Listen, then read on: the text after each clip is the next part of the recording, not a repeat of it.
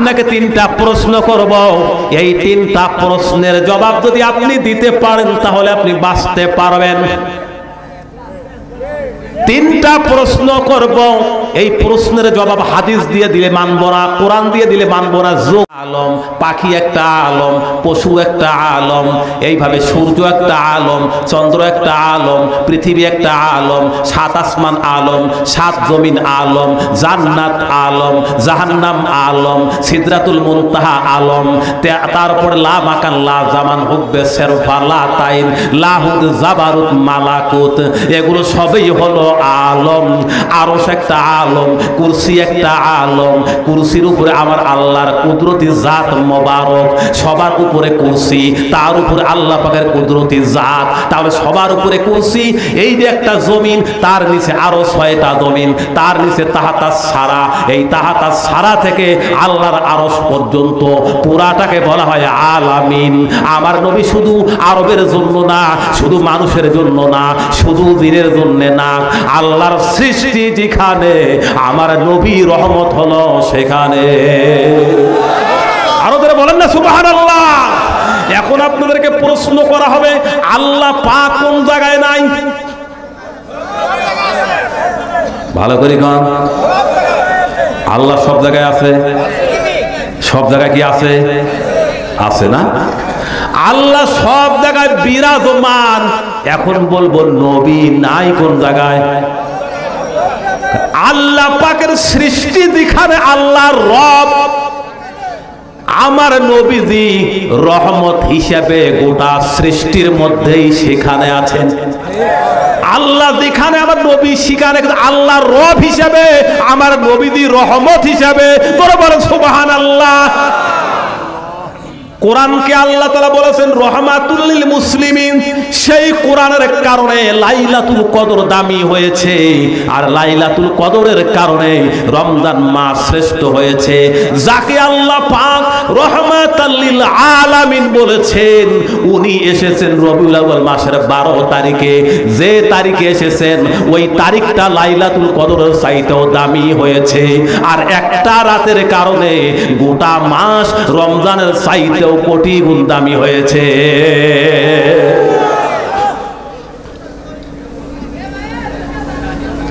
দুইটা কারণ বলেছিলাম, বাকি কয়টা কারণ? আর একটা 3 নাম্বার কারণ, কোরআনের ওসিলায় নবী এসেছেন, নবীর ওসিলায় কোরআন এসেছে। সবাই বলেন, কোরআনের ওসিলায় নবী এসেছে না নবীর ওসিলায় কোরআন এসেছে?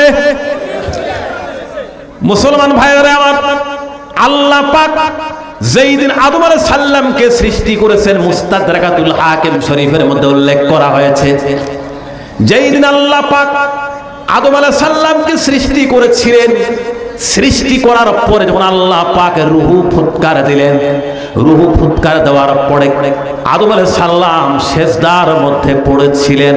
হাজার হাজার বছর সেজদা থেকে মাথা উঠায় না, সেজদায় পড়ে আছে, সেজদায় পড়ে আছে। হাজার হাজার বছর অতিবাহিত হওয়ার পরে আমার আল্লাহ পাক কুদরতি জবান মোবারকে বাবা আদমকে নাম ধরে ডাক দিলেন। আরো ধরে বলুন, কিভাবে ডাকলেন? আল্লাহ তাআলা বললেন, ইয়া আবা মুহাম্মদ সাল্লাল্লাহু আলাইহি ওয়াসাল্লাম, ইয়া আবা মুহাম্মদ, হে মুহাম্মদের বাবা, আপনি সেজদা থেকে মাথা উঠান। যেই মাত্র আল্লাহ পাক মুহাম্মদের বাবা বলে ডাক দিয়েছে, আদম আলাইহিস সালামের হুঁশ হয়ে গেল। উনি সেজদা থেকে মাথা উঠাইয়া আরশের দিকে নজর করে দেখে, আরশের মধ্যে, আরশের খুঁটির মধ্যে লেখা বিসমিল্লাহির রহমানির রহিম, লা ইলাহা ইল্লাল্লাহু মুহাম্মাদুর রাসূলুল্লাহ সাল্লাল্লাহু। শত শত হাজার হাজার বছর পর সেজদায় পড়ে থেকে আল্লাহ পাক যখন মুহাম্মাদের বাবা বলে ডাক দিয়েছে, আদম আলাইহিস সালাম সেজদা থেকে মাথা উঠাইয়া ওনার চোখ আরশের দিকে চলে গেল। আরশের মধ্যে আমার নবীর নাম, আরো জোরে বলুন সুবহানাল্লাহ। নবীর নাম দেখার পরে বাবা আদম আল্লাহকে জিজ্ঞেস করলেন, আল্লাহ পাক আপনি আমাকে মুহাম্মাদের বাবা বললেন কেন? মুহাম্মদ আবার কে? মুহাম্মদ আবার কে? আল্লাহ তাআলা বললেন, আদম রে, মুহাম্মদ চিনবা না? মুহাম্মদ যিনি, যারে না বানাইলে আমি আল্লাহ আসমানও বানাইতাম না, জমিনও বানাইতাম না, এমনকি আপনি আদমকেও বানাইতাম না। আল্লাহ পাক যদি আমার নবীকে সৃষ্টি না করতেন তাহলে আল্লাহ পাক জমিন বানাইতেন না। জমিন যদি আল্লাহ না বানাইতেন তাহলে মানুষও আসতো না। আর মানুষ যদি না আসতো হেদায়েত লাগতো না। আর হেদায়েত যদি না লাগতো কোরআনও আসতো না। তাহলে আমার নবীর ওসিলে আল্লাহ জমিন বানাইছে, জমিনে আল্লাহ মানুষ পাঠিয়েছেন, মানুষের হেদায়েতের জন্য আল্লাহ কোরআন পাঠিয়েছেন। তাহলে নবীর ওসিলায় কোরআন না কোরআনের ওসিলায় নবী? সকলে বলেন নবীর ওসিলায় কোরআন না কোরআনের ওসিলায় নবী? তাই বলে কোরআনকে আমরা ছোট করতেছি নাকি? কোরআন আল্লাহ পাকের কালাম, আর নবী হলো আল্লাহ পাকের হাবিব। ঠিক না বেঠিক? একটা হলো মাখলুক আর একটা হলো গায়রে মাখলুক। কোরআনটা হচ্ছে গায়রে মাখলুক, আল্লাহর কালাম, আল্লাহর অংশ, আল্লাহর কথা। আর আমার নবী হলো আল্লাহ পাকের ভালোবাসা।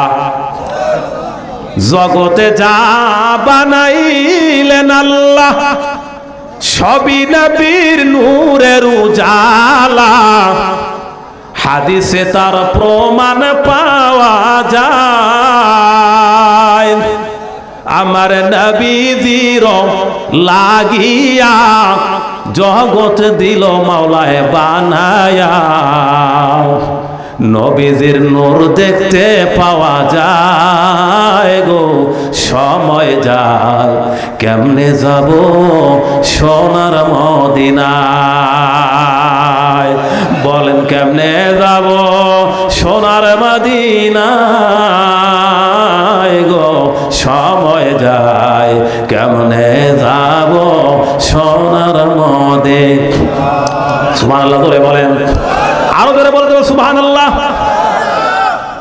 আমার আল্লাহ পাকের নীতিতে দেখেন, আমার আল্লাহর নীতিটা একটু খেয়াল করেন। আল্লাহ পাকের সুন্নাত, আল্লাহর নীতি দেখেন। পূর্বে যত আল্লাহ পাক নবী রাসূল পাঠিয়েছেন, আসমানি কিতাব পাঠিয়েছেন, আল্লাহ পাক উলুল আযম পয়গম্বর হযরতে মূসা কালিমুল্লাহর উপরে আল্লাহ পাক তাওরাত শরীফ নাযিল করেছেন। দাউদ আলাইহিস সালামের উপরে আল্লাহ পাক জাবুর শরীফ নাযিল করেছেন। হযরতে ঈসা আলাইহিস সালামের উপরে আল্লাহ পাক ইনজিল শরীফ নাযিল করেছেন। আমিনুল শেষ নবী নূর নবী মুহাম্মদ রাসূলুল্লাহ সাল্লাল্লাহু আলাইহি ওয়াসাল্লামের উপরে আমার আল্লাহ পাক সর্বশেষ এবং চূড়ান্ত আসমানি কিতাব কোরআনুল কারীম নাযিল করেছেন। আমার ভাইয়ারা, মূসা নবীর উপরে যখন আল্লাহ পাক তাওরাত শরীফ নাযিল করেন, মূসা নবীর বাড়িতে আমার আল্লাহ পাক তাওরাত শরীফ পাঠিয়ে দেন নাই, বরং তাওরাত শরীফ নেওয়ার জন্য আল্লাহ মূসা কালিমুল্লাহকে তুর পাহাড়ে ডেকেছেন। আরো জোরে বলুন। আমার আল্লাহ পাক বললেন, ফাখলা'না আলাইক ইন্নাকা বিল ওয়াদিল মুকদ্দাসি তুয়া ওয়া আনা আখতারতুকা ফাসতামি' লিমা ইউহা ইন্নানি আনাল্লাহ লা ইলাহা ইল্লা আনা ফা'বুদুনি ওয়া আকিমিস সালাতা লিযিকরি।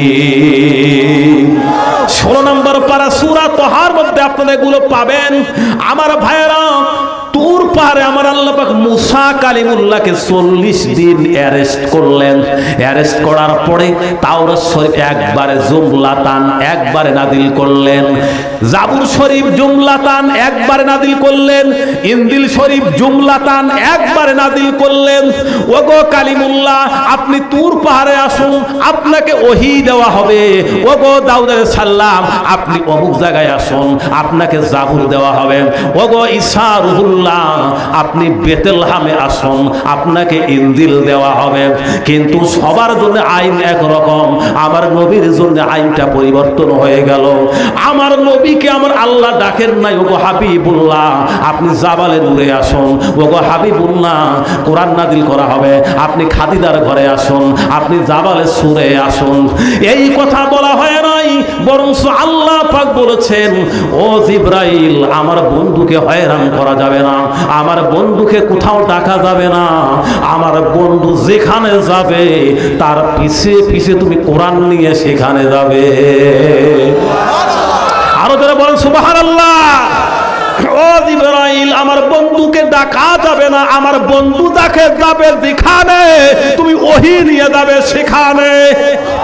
এই জন্য আজ থেকে প্রায় ১৫০০ বছর পূর্বে মদিনাওয়ালা নবী যেখানে গেছে কোরআনও সেখানে গেছে, মদিনাওয়ালা নবী জাবালে নূরে গেছে কোরআন সেখানে গেছে, নবী মা খাদিজার ঘরে গেছে কোরআন সেখানে গেছে, নবীজি হাতিমে কাবায় গেছে কোরআন সেখানে গেছে, মুলতাদিমায় গেছে কোরআন সেখানে গেছে, নবী আরাফায় গেছে কোরআন সেখানে গেছে, নবী মদিনাতুল তয়্যিবায় গেছে কোরআনও সেখানে গেছে, নবী বদরে গেছে কোরআন সেখানে গেছে, নবী উহুদে গেছে কোরআন সেখানে গেছে, নবী সিদরাতুল মুনতাহায় গেছে কোরআনও সেখানে গেছে, নবী আরশে আযিমে গেছে কোরআনও সেখানে গেছে।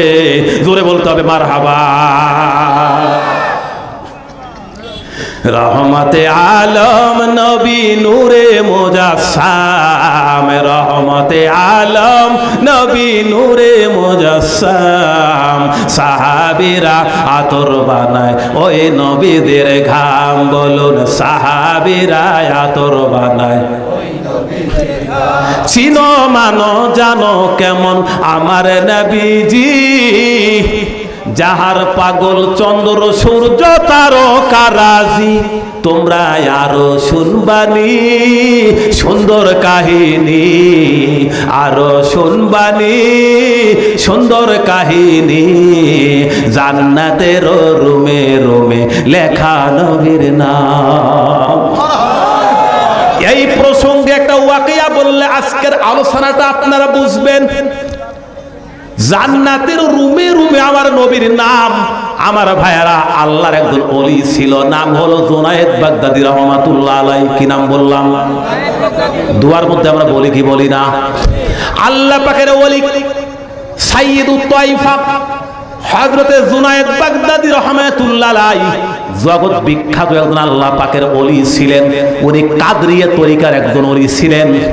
সাইয়্যিদুত তাইফা হযরতে জুনায়েদ বাগদাদী রহমাতুল্লাহ আলাইহি ওনার দরবারে প্রতিদিন আসরের নামাজের সময় একজন ইহুদি আসতো। জোরে বলেন কে? সবাই বলেন কে? ইহুদি মুসলমানদের বন্ধু না শত্রু? ইহুদি ইমানদারের বন্ধু না শত্রু? কিন্তু আল্লাহর ওলির দরবারে ইহুদি গেছে, আল্লাহর ওলি তাকে বসার জন্য জায়গা দিয়েছেন। সুবহানাল্লাহ বলেন। বিশ্ব জাকের মন্দিরে হিন্দু যায়, অন্য ধর্ম অবলম্বীরা যায়, এই জন্য অনেকে নাক ছিটকায়।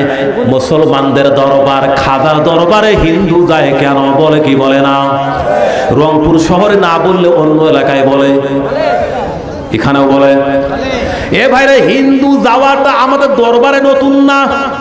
আমার নবীর দরবারে হিন্দু গিয়েছে, আল্লাহর অনেক ওলির দরবারেও হিন্দু গিয়েছে। মারহাবা ধরে বলেন। মুসলমান ভাইয়েরা, জুনায়েদ বাগদাদী রহমাতুল্লাহ আলাইহি ওনার দরবারে একজন ইহুদি আসতো। এখন আপনারা বলবেন, আল্লাহর ওলির দরবারে যদি এক ইহুদি যাইতে পারে, ইহুদি মুসলিম না অমুসলিম? ইহুদি যদি জুনায়েদ বাগদাদীর দরবারে যাইতে পারে, তাহলে আটরশির হুজুরের দরবারে হিন্দুরা যাইতে পারে কি পারে না?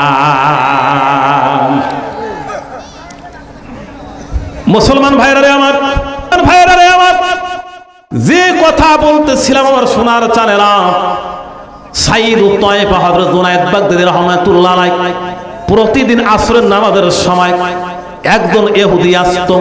হঠাৎ করে ইহুদি বললেন, ও আল্লাহ পাকের ওলি, আজকে আমার সময় নেই, আজকে আপনার সহবতে থাকার সৌভাগ্য আমার হবে না, আজকে আমাকে তাড়াতাড়ি যেতে হবে। আল্লাহর ওলি বললেন, কেন?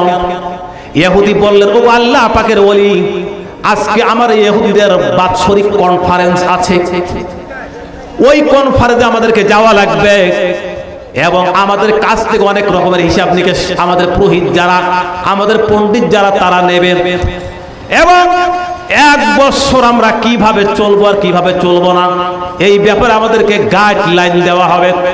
এইবার আল্লাহর ওলি হযরতে জুনায়েদ বাগদাদী রাহমাতুল্লাহ আলাইহি বললেন, তোমাদের কনফারেন্সে আমিও যেতে চাই। এইবার ইহুদি বললেন, না, আমি যদিও ইহুদি কিন্তু আপনাকে আমি শ্রদ্ধা করি, ভালোবাসি, তাজিম তাকরিম করি। আমাদের ইহুদিদের কনফারেন্সে অন্য ধর্ম অবলম্বী যারা, তাদের যাওয়া নিষেধ।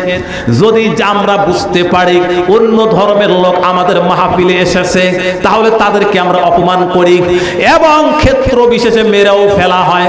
আপনাকে আমি ভালোবাসি, আপনি মুসলমানদের মধ্যে একজন সম্মানিত ব্যক্তি, আপনি ওই কনফারেন্সে যাবেন না, তাহলে আমার সহজাতিরা দেখলে আপনাকে অপমান করবে, ওখানে আপনি কখনোই যাবেন না। আল্লাহর ওলি এলহাম মার্কা এলকা মার্কা, আল্লাহর ওলি হিকমত অবলম্বন করলেন, ওনাকে বিদায় দিলেন। বিদায় দেওয়ার পরে উনি নিজেকে আড়াল করে মাথার মধ্যে রুমাল দিয়ে ইহুদিদের কনফারেন্সে প্রবেশ করে একটা কোণারে মাথায় রুমাল দিয়ে বসে পড়লেন। মুসলমান ভাইয়েরা আমার, কিন্তু ইহুদি পণ্ডিত বক্তব্য দিচ্ছেন না, কোণারে বসে একটা কোণারে আল্লাহর ওলি বসে আছেন, কিন্তু ইহুদি পণ্ডিত বক্তব্য দিচ্ছেন না। হাজার হাজার মানুষ, তারা সকলের মধ্যে শোরগোল শুরু হয়ে গেল। আমাদের পুরোহিত বক্তব্য দেয় না কেন? আমার পুরোহিত বাক শক্তি হারিয়ে ফেললো নাকি? আমাদের পুরোহিত, আমাদের পণ্ডিত কথা বলে না কেন? মুসলমান ভাইয়েরা আমার, আমাদের পুরোহিত কথা বলে না কেন? ওনারা অবাক হয়ে গেল যখন শোরগোলটা বেশি হয়ে গেল। শোরগোল যখন বেশি হয়ে গেল, আমার মুসলমান ভাইয়েরা, এইবার ইহুদি পণ্ডিত বললেন, আজকে আমি বক্তব্য দেব না।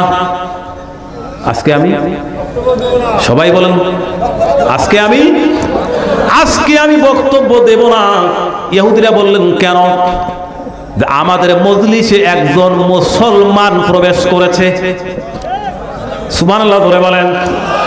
আমাদের মজলিসে ইহুদি জাতি বড় চালাক জাতি, ঠিক না ঠিক? ইহুদি পণ্ডিত বললেন, আমাদের মজলিসে একজন মুসলমান প্রবেশ করেছে।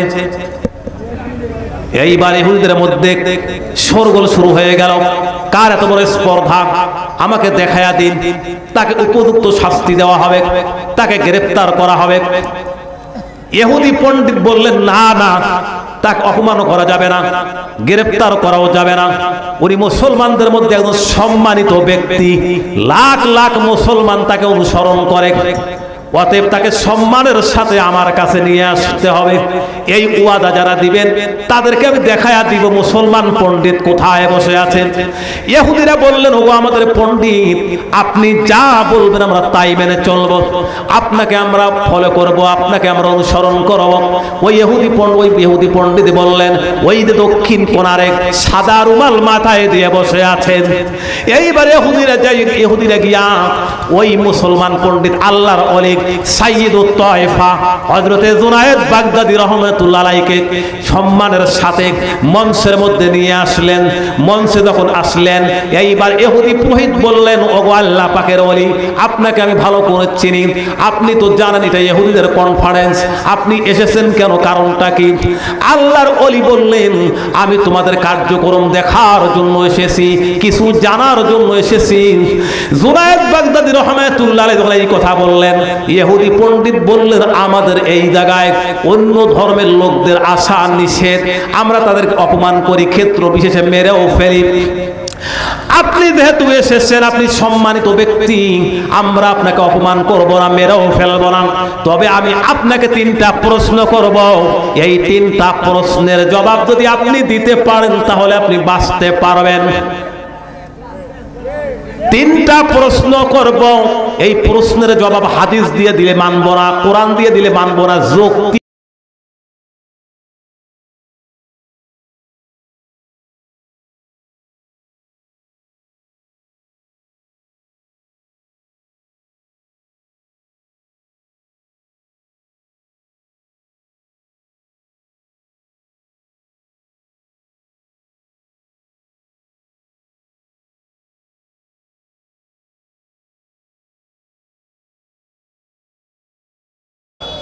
আরো জোরে বলেন না সুবহানাল্লাহ। এইবার আল্লাহর ওলি সাইয়্যিদুত তায়েফা হযরত জুনায়েদ বাগদাদী রাহমাতুল্লাহ আলাইহি বললেন, ঠিক আছে তোমার যত মন চায় প্রশ্ন করো, আল্লাহর ফজলে মদিনাওয়ালা নবী যদি আমাকে ইহসান করেন তাহলে আমি তোমার প্রশ্নের জবাব দেব ইনশাআল্লাহ। ইহুদি পুরোহিত সর্বপ্রথম প্রশ্ন করলেন, ওগো আল্লাহ পাকের ওলি, আপনাদের হাদিস শরীফে আমি পড়েছি, আপনাদের যে হাদিস গ্রন্থ আছে মুহাম্মদ সাল্লাল্লাহু আলাইহি ওয়াসাল্লামের যে বাণী আছে, আমি সেই গ্রন্থগুলির মধ্যে পড়েছি মুহাম্মদ সাল্লাল্লাহু আলাইহি ওয়াসাল্লাম বলেছেন আল্লাহ পাক ঈমানদারদেরকে জান্নাত দেবেন। ওই জান্নাত বিশাল জান্নাত, জান্নাতের মধ্যে ফলের বৃক্ষ থাকবে, ফলের গাছ থাকবে, একটা গাছ গোটা জান্নাতকে ছায়া দিবেন। কি করে সম্ভব এত বড় বিশাল জান্নাত? ওয়া জান্নাতুন আরদুহাস সামাওয়াতু ওয়াল আরদ, আসমান এবং জমিনের চাইতে যে জান্নাত বড়, একটা জান্নাত কি করে এত, একটা বৃক্ষ কি করে এত বড় বিশাল জান্নাত ছায়া দিতে পারে? আমি হাদিস দিয়ে বুঝাইলে মানবো না, আমাকে যুক্তি দিয়ে বুঝাইতে হবে এটা কিভাবে সম্ভব, আমার তো মাথায় ঢোকে না। 2 নাম্বার প্রশ্ন, জান্নাতি বান্দারা জান্নাতে যাবার পরে জনমের খাবার খাবে, কোনো নিষেধাজ্ঞা নাই। জনমের খাবার খাবে, কোন পায়খানা প্রস্রাব হবে না। একটা বেহেশতি ঢেকুর করার সাথে সাথে মুহূর্তের মধ্যে সমস্ত খাবার হজম হয়ে যাবে। এটা আমার বুঝে আসে না, দুনিয়ার জমিনে এত খাবার, যদি একদিন পায়খানা খোলাসা না হয় তাহলে পেট ব্যথা শুরু হয়ে যায়। কোথায় অ্যান্টাসিড, কোথায় ওমিফেরাজল? দুনিয়ার জমিনে একদিন পায়খানা খোলাসা না হলে পেটের ব্যথা শুরু হয়ে যায়। আর জান্নাতি বান্দারা জান্নাতি খাবার, জনমের খাবার খাবে, কিন্তু পায়খানা প্রস্রাব হবে না, ঢেকুরের মাধ্যমে হজম হয়ে যাবে। এটা কি করে সম্ভব আমার মাথার মধ্যে ঢোকে না, আমাকে বাস্তবতার সাথে মিল করে বুঝাইতে হবে। প্রশ্ন কয়টা? 3টা। করলেন কয়টা?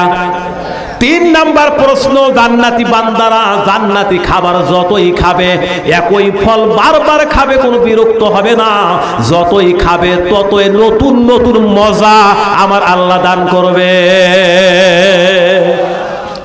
এই 3টা প্রশ্নের জবাব যদি আপনি অকাট্য যুক্তি দিয়ে আমাকে বুঝাতে পারেন, তাহলে আমি কথা দিলাম সকল ইহুদিদেরকে সঙ্গে নিয়ে আপনার বরকতি হাতে হাত রেখে কালেমা পড়ে মুসলমান হয়ে যাব। আপনাদের বিশ্বাস কি আল্লাহর ওলি পারবে কি পারবে না? জোরে বলেন, পারবে কি পারবে না? আল্লাহর ওলিরা বিপদে পড়লে সাহায্য করেন কে? আল্লাহর ওলিরা বিপদে পড়লে সাহায্য করেন কে? সেই দিকে দেওয়ার সময় নেই। 5 মিনিটে 3টা প্রশ্নের জবাব দিয়ে আমার আলোচনায় টানবো। পর্দার মেহমানকে বসে রেখে আলোচনা লম্বা করা আমার বেয়াদবি, ঠিক না? ঠিক, এটা আমার অভ্যাস নাই। উনার মোবারক অনুমতি নিয়ে বলতেছি আমার ভাইয়ারা, একটু দিলের কান খাড়া করেন রে সোনার চানেরা। আল্লাহর ওলি হযরতে জুনায়েদ বাগদাদী রাহমাতুল্লাহ আলাইহি বললেন, ও ইহুদি পণ্ডিত, তোমার 1 নাম্বার প্রশ্ন ছিল একটা ফলের গাছ গোটা জান্নাত কি করে ছায়া দিবে, এটা তোমার 1 নাম্বার প্রশ্ন ছিল। এই প্রশ্নের জবাব একেবারে সহজ। সুবহানাল্লাহ বলেন। ইহুদি পুরোহিত বলে, কি কয়, কি বলতেছে আমার মাথায় ঢোকে না, আর এ বলতেছে সহজ। ঠিক আছে, বড় উত্তর দাও।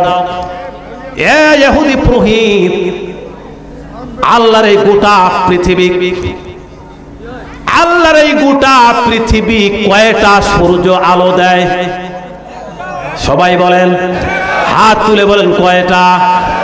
আল্লাহর এই গোটা পৃথিবী, গোটা দুনিয়া কয়টা পৃথিবী আলো দেয়? আর কয়টা সূর্য তাপ দেয়? কয়টা সূর্য আলো দেয়? এ ইহুদি পণ্ডিত, আল্লাহর সৃষ্টি একটা সূর্য যদি গোটা পৃথিবী আলোকিত করতে পারে, তাপ দিতে পারে, তাহলে আমার আল্লাহ কেন একটা বৃক্ষ দিয়া গোটা জান্নাতে ছায়া দিতে পারবে না? ইহুদি বললেন, এত সহজ জবাব আমার হাতের নাগালে, নাকের ডগায়, কিন্তু আমার তো জানাই ছিল না এটা। ইহুদি পণ্ডিত, আপনি কি সন্তুষ্ট? প্রশ্নের জবাবে আপনি কি সন্তুষ্ট? ইহুদি পণ্ডিত বলেন, জি হ্যাঁ আমি সন্তুষ্ট। ও ইহুদি পণ্ডিত, আপনার 2 নাম্বার প্রশ্ন ছিল জান্নাতি বান্দা জরমের খাবার খাবে কিন্তু ঢেকুর করার সাথে সাথে হজম হয়ে যাবে, এটা আরো সহজ। কি ব্যাপার, আমার মাথায় ঢোকে না, যতই দেয় অত সহজ, এটা আরো সহজ। এইবার ইহুদি পণ্ডিত বলেন, ঠিক আছে জবাব দাও। এইবার ইহুদি পুরোহিত বললেন, জুনায়েদ বাগদাদি বললেন, ও ইহুদি পুরোহিত, আমরা এই পৃথিবীতে আসার পূর্বে আলমে আরওয়ায় ছিলাম, ঠিক না বেঠিক? আলমে আরওয়া থেকে আমরা আলমে বুতুলে আসলাম, মানে মাতৃজঠরে আসলাম। মাতৃজঠর থেকে আমরা এই আলমে আসবাব এই পৃথিবীতে আসলাম, তারপরে যাব আলমে বারজাখ, তারপরে আমরা যাব আলমে মাহশার। আমরা যখন মাতৃজঠরে ছিলাম 10 মাস 10 দিন আমরা মায়ের পেটে ছিলাম। আল্লাহ পাক মায়ের নাভির সাথে আমাদের নাভির সংযোগ করে দিয়েছেন। মায়ের মাসিক অসুখকে বন্ধ করে দিয়ে আল্লাহ পাক মায়ের পেটের ভেতরে আমাদেরকে তিল তিল করে বড় করেছেন। ইহুদি পণ্ডিত আজও পর্যন্ত কোন চিকিৎসা বিজ্ঞানী এই তথ্য উদ্ঘাটন করতে পারে নাই, এটা তদন্ত করতে পারে নাই, কিয়ামত পর্যন্ত পারবে না। আমরা যখন মায়ের গর্ভে ছিলাম, মায়ের গর্ভে আমরা খেয়েছিলাম কিন্তু পায়খানা প্রস্রাব করি নাই।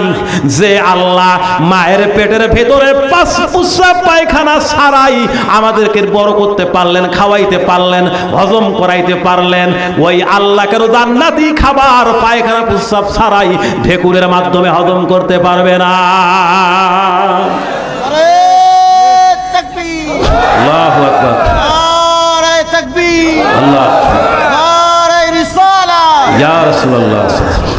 মুসলমান ভাইয়ের আমার, ওই আল্লাহ পাক কেন আমাদেরকে জান্নাতের ভিতরে জান্নাতি খাবার প্রস্রাব পায়খানা ছাড়াই হজম করাইতে পারবেন না?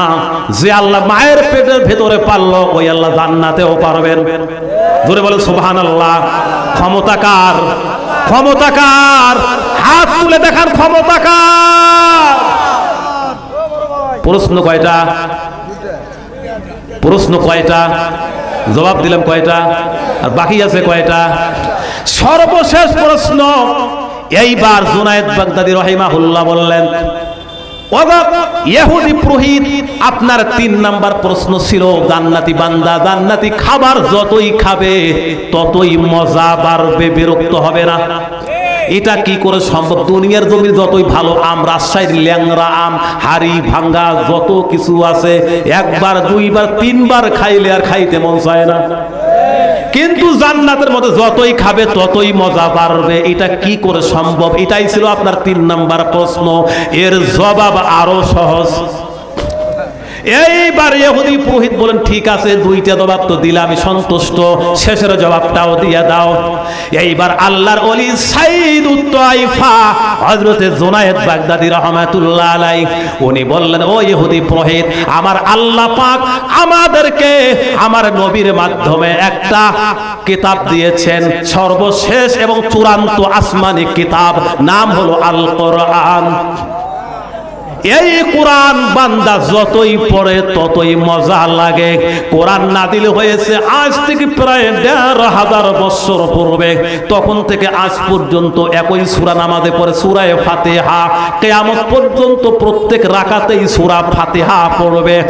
আজ পর্যন্ত কোন মুসল্লি অভিযোগ দেয় নাই সূরা ফাতিহা শুনতে শুনতে আমরা বিরক্ত হয়ে গেছি। একই কালাম যতই পড়ে ততই মজা বাড়ে। আল্লাহ পাক যদি এই কোরআনুল কারিমে এতই মজা দেয়, যতই পড়ে ততই মজা, ওই আল্লাহ একই খাবার কেন বারবার মজা দিতে পারবে না? এইবার জবাব যখন হয়ে গেল, আল্লাহর ওলি বললেন আপনি কি সন্তুষ্ট? ইহুদি পুরোহিত বললেন আমি সন্তুষ্ট। এইবার আল্লাহর ওলি বললেন আপনার প্রশ্ন ছিল তিনটা, আমি জবাব দিয়েছি। আপনার সাথে আমার চুক্তি হয়েছিল আপনি কালেমা পড়ে মুসলমান হয়ে যাবেন। ইসলামে কোনো জুলুম নাই, জবরদস্তি নেই। আপনাকে কালেমা গ্রহণ করার জন্য জুলুম করা হবে না, ইখতিয়ার আপনার। তবে আপনি করেছেন তিনটা প্রশ্ন আর আমি করব একটা প্রশ্ন। তুমি ইহুদি পুরোহিত, আমি একটা প্রশ্ন করব, জবাব দিয়ে দাও। এইবারে সকলে ইহুদিরা অবাক মানে অপলক নেত্রে তাকিয়ে আছে। সকলেই হতভম্ব হয়ে গেল, হায় হায়, না জানি আবার কেমন প্রশ্ন করে। মুসলমান পণ্ডিত তো জবাব দিয়ে দিল, ইহুদি পণ্ডিত কি করবে আল্লাহ জানে, মান সম্মান আজকে শেষ করে ফেলবেন। এইবার ইহুদি পুরোহিত বললেন ঠিক আছে প্রশ্ন করো। আল্লাহর ওলি জুনায়েদ বাগদাদি রাহমাতুল্লাহ আলাইহি বললেন, ওগো ইহুদি পণ্ডিত, আপনি বলেন তো দেখি, আপনার কাছে আমার প্রশ্ন, জবাব দেন তো দেখি, জান্নাতের রুমের মধ্যে, জান্নাতের গেটের মধ্যে কি লেখা আছে? জান্নাতের গেটের মধ্যে কি লেখা আছে প্রশ্ন করলেন একটা। ইহুদি পুরোহিত কোনো কথাই বলেন না। ইহুদিদের মধ্যে কানা ঘোষা শুরু হয়ে গেল, কি ব্যাপার? মুসলমান পণ্ডিত দেরি করলেন না, তাড়াতাড়ি জবাব দিয়ে দিলেন তিনটা। আর ইনি একটা প্রশ্নের জবাব দিতে এরকম করতেছেন কেন? কারণটা কি? কোন পণ্ডিতের ওয়াজ আমরা এতদিন শুনলাম, একটা প্রশ্নের জবাব দিতে পারে না। ইহুদিদের মধ্যে শোরগোল শুরু হয়ে গেল। ইহুদি পুরোহিত বললেন তোমরা শোরগোল করো না, জবাব দেন না কেন, তাড়াতাড়ি জবাব দিয়ে দেন। যে আল্লাহর ওলি যে প্রশ্ন আমাকে করেছে সেই প্রশ্নের জবাব আমার জানা আছে, জবাব জানা আছে, দেরি করেন কেন, বলেন তাড়াতাড়ি। এইবার ইহুদি পুরোহিত বললেন জবাব দেব ঠিক আছে, কিন্তু তার আগে তোমাদের সাথে আমার কিছু বোঝাপড়া আছে। কি বোঝাপড়া জলদি করে বলুন, আমি যা বলবো তাই কি তোমরা মানবে? জি। আমি যদি মুসলমান হই তোমরা কি হবে? হব। যদি না হয় তাহলে হওয়া যাবে না। এইবার ইহুদিরা বললেন, ও ইহুদি পুরোহিত, আপনি যা বলবেন তাই মানবো, আপনাকে আমরা অনুসরণ করব, জলদি করে জবাব দিয়ে দেন। এইবার ইহুদি পুরোহিত জবাবের মাধ্যমে তার কর্ম সাঙ্গ করে ফেললেন। জবাব দিলেন, ও ইহুদিরা শোনো, আল্লাহর ওলি সাইয়্যিদুত তায়েফা হযরতে জুনায়েদ বাগদাদি রাহিমাহুল্লাহ আমাকে প্রশ্ন করেছে জান্নাতের গেটের মধ্যে কি লেখা আছে। জান্নাতের গেটের মধ্যে লেখা আছে, সকলে আমার সাথে জবাব দিয়ে দাও, লা ইলাহা ইল্লাল্লাহু মুহাম্মাদুর রাসূলুল্লাহ সাল্লাল্লাহু আলাইহি ওয়াসাল্লাম। ভালো থাকবেন, সুস্থ থাকবেন, আমার জন্য দোয়া করবেন। আপনাদের সুস্বাস্থ্য দীর্ঘজীবী কামনা করে, প্রধান মেহমান সিরাজি হুজুরের নেক দোয়া কামনা করে।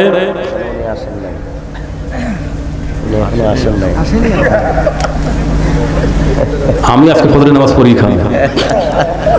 দরুদ শরীফ পড়েন, আল্লাহুম্মা সাল্লি আলা মাওলানা মুহাম্মাদ ওয়া আলা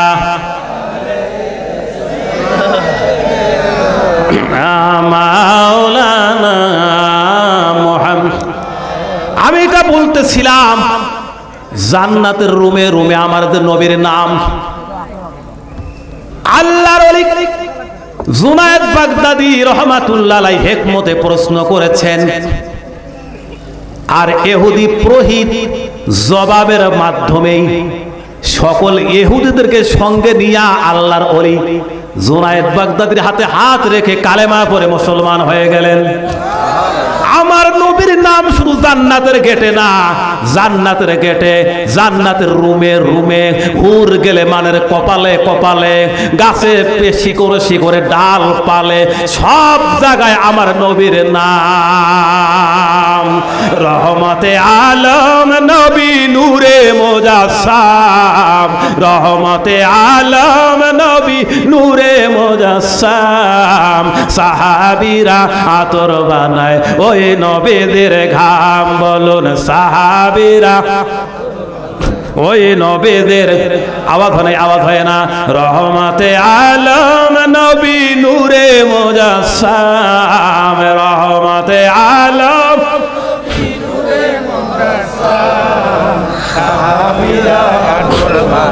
ওই নবীদের সানা শরবত, হ্যাঁ এত মিষ্টি দে সাহাবীরা আতর বানায় ওই নবীদের ঘাম, বলুন সাহাবীরা আতর বানায়। চিনো মানো জানো কেমন আমার নবীজি, যাহার পাগল চন্দ্র সূর্য তারকারাজি, তোমরা আর শুনবানি সুন্দর কাহিনী, আর শুনবানি সুন্দর কাহিনী, জান্নাতের রুমে রুমে লেখা নবীর নাম, জান্নাতের রুমে রুমে লেখা নবীর নাম, রহমতে আলম নবী নূরে মুজাসসাম, রহমতে আলম নবী নূরে মুজাসসাম, সাহাবীরা আতর বানায় আম, সাহাবীরা আতর বানায়। উস্তুনে হান্নানা একটা খেজুর গাছের নাম, যাকে ধরে খুতবা দিতেন রাসূলে আকরাম, নবীর বিরহে গাছ কাঁদিতে রহে, নবীর বিরহে গাছ কাঁদিতে রহে, হতভাগ হইলেন যত সাহাবায়ে কেরাম, হতভাগ হইলেন যত সাহাবায়ে কেরাম, রহমতে আলম নবী নূরে মুজাসসাম, সাহাবীরা আতর বানায়। আসসালামু আলাইকুম ওয়া রাহমাতুল্লাহ।